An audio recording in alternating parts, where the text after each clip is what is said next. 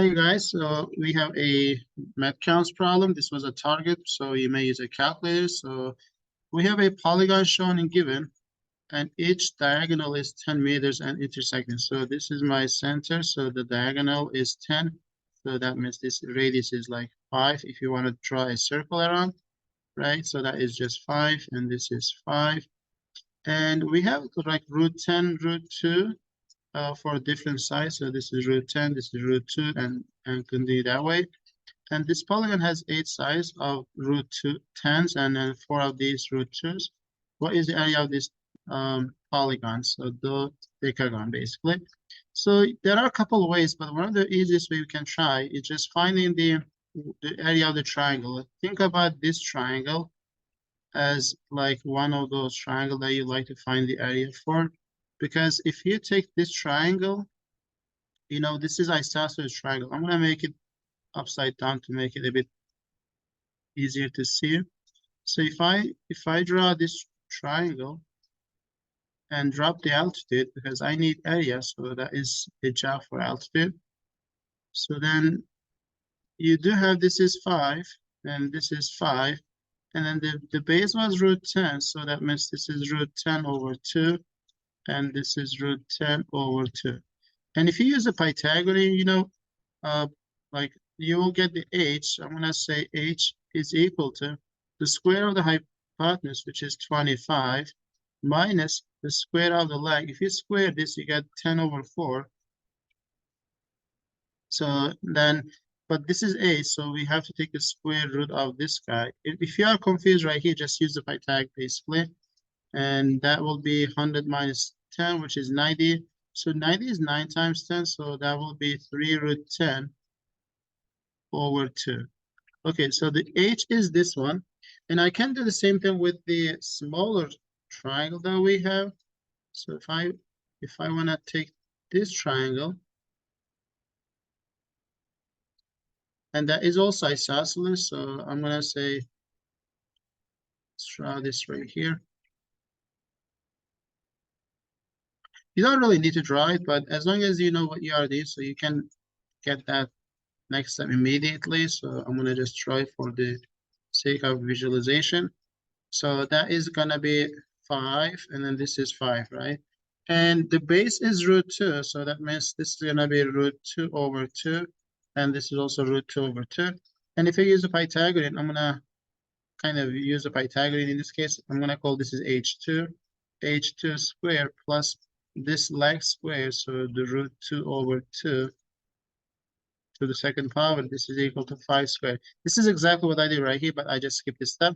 And the h2 is equal to 25 minus, if you square this fraction, you get 2 over 4, so which is basically 1 over 2.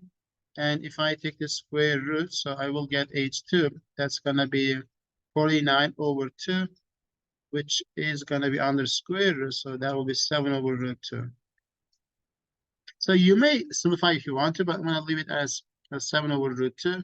So what we want to do now, we are given there are 4 of these smaller and 8 of these larger ones.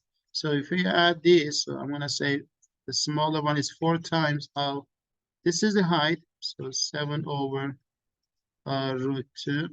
The base of this small triangle was just root 2. And we know multiply this by 1/2 to find the area. So that's the 1/2. And plus, we do the same thing with the larger triangle, but we have 8 of these. So the 1/2 times height was 3 root 10 over 2 times base was root 10. So if you just go ahead and simplify, so these guys will be gone, and then 4 and 2 will be gone. So you will get 2 times 4, which is 14. And 2 times 2 is 4, so you'll cancel that. Root 2, root 10 is 10, so that will be 60. 60 plus 14 is 74, which is nice because we got a whole number. And another way, you know, we were not asked to get anything in fraction or radical, so that is another confirmation that we do get a kind of correct answer. So that is our answer for number 7. So let's look at the next question. Okay, so let's continue with the number 8. So there is a bar graph is given that we are looking for some sort of probability of the two different teams. And we are given that based on this data, assuming the numbers of goals scored by each team are independent of each other, and what is the probability that the team sought will be in the lead at the end of the first period. So, you know, there are different number of like goals. Like, you can get 0 goal, 1, 2, 3, or all the way to 5. So, for this team to be winner, you know, this team should have at least one like goal, which is like 27% of getting. So if this team is getting one goal, then this team shouldn't be getting any goal, all right? So which is why we have to keep a bit cases. So the first thing we can do, like I'm gonna just assume the team South is gonna be winning, right? So the team South we could win with 1 point. I'm gonna say if that is winning with 1 point, so I'm gonna write 1 point. So winning with 1 point, this team should have 27%. 27% I can just write as 0.27. And then this team should have only 0 goals, so which is 55%. So we have to multiply this by 0.55. And if you do multiply this with the calculator, which is we are allowed, so you will get 0.1485. Okay, so this is the percentage for this team to be winning with 1 goal. But maybe if the number of like goals, like not just one, maybe two. So let's say we have 2 points instead for the winning. So after like number of goals, like with 2 points winning. So if this team is getting 2 points, which is 5%, so 0.05 time, this team should have 0 or 1 point. So 55 plus 33, which is 88. So we are going to multiply this by 88, 0.88, because this team has either 0 goal or 1 goal achieved, so which is lesser than 2. So that is team South still winning. So that is going to be just 0.004, I guess. And we just need a bit more decimal. So like number after decimal. So I can just leave it as 4 decimal places. And if this team is winning with 3 goals, so that should be, I'm gonna just write 3 points, but you can just write 2 goals. So the team South will be winning 3 points. That means this team should be getting 1, 2, or 0 goals. So 55, 8, 33, 88 plus this 98. So which is why this guy will be 0.01,